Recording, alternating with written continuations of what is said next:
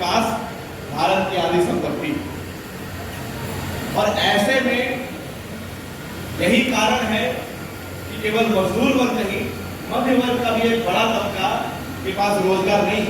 यही कारण है कि गीग इकोनॉमी इतनी बढ़ रही है और साथ में ये जो पूंजी का संकेंद्रण है, निजीकरण है, और कम हाथों में होते जा रहा है। आज जो नवोदारवादी नीतियां शासक वर्ग ने बनाई थी, वो उसी से पीछे जाकर एक नए दौर में प्रवेश कर रहा है। टैरिफ हमें लगाना पड़ेगा, अब वापस से हमें अपने देश को बचाना पड़ेगा, यहाँ पर रोजगार लाना पड़ेगा। और पहले जो मुक्त व्यापार की बात होती थी, ग्लोबलाइजेशन की बात होती थी, अब देखते हैं उसमें पीछे हटे।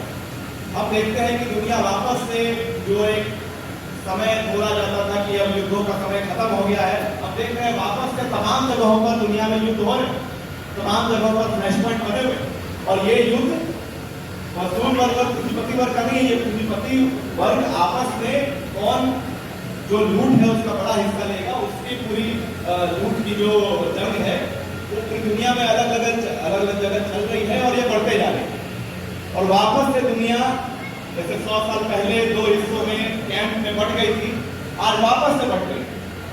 और ये जो तमाम उथल पुथल है, इसमें हम देखते हैं कि कैसे नेपाल में, श्रीलंका में, बांग्लादेश में, ये 3 देश तो हमारे पड़ोसी, यहाँ पर कैसे युवा, बेरोजगार, तमाम शोषित तबके और मजदूर वर्ग सड़कों पर आता है और सरकारों को बेदखल होने पर मजबूर करता है।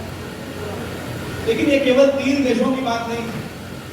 अगर हम टर्की की बात ले लें, इंडोनेशिया की बात ले लें, कजाकिस्तान में, इजराइल में, तमाम ऐसे देश हैं जहां पर ये गुस्से फूट रहे हैं।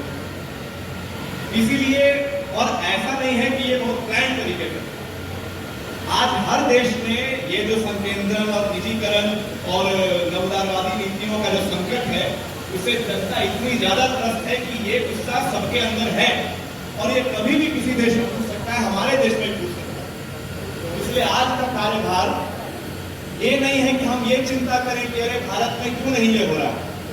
वो दिन दूर नहीं है जब भारत की जनता के अंदर आज जो गुस्सा पहले से है वो भी एक दिन टूटेगा। और ये सच बात है कि आज कोई बहुत बड़ा आंदोलन मजदूर वर्ग का एक संगठित तरीके से या एक संगठन के बैनर तले पूरे देश में नहीं चल रहा।